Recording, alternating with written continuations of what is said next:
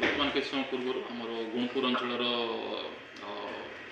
ପଞ୍ଚାୟତର କିଛି ସରପଞ୍ଚ ଏବଂ ତାଙ୍କ ସମାଜସେବୀ ବିଭିନ୍ନ ଲୋକ ଆସିଥିଲେ ସେ ଅଞ୍ଚଳର ଲୋକ ଗୁଣପୁରକୁ ଗୋଟିଏ ସ୍ୱତନ୍ତ୍ର ବ୍ଲକ୍ କରିବା ପାଇଁ ସେମାନେ ଗୋଟେ ମେମୋରାଣ୍ଡମ୍ ଦେଇଛନ୍ତି।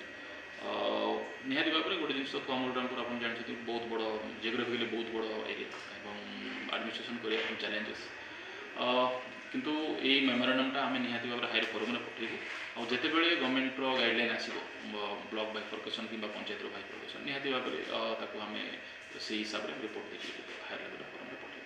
ସାର୍ ସେପଟେ କେତେଟି ପଞ୍ଚାୟତର ଲୋକ ଏକତ୍ରିତ ହେଇଛନ୍ତି ଗୋଟେ ବ୍ଲକ୍ କରିବା ପାଇଁ?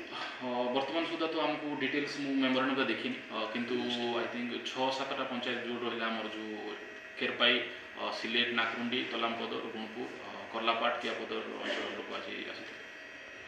ଗୁଣପୁରରେ ଗୋଟେ ବ୍ଲକ୍ ହେବା ପାଇଁ ସମ୍ଭବପର ଅଛି କି ସାର୍?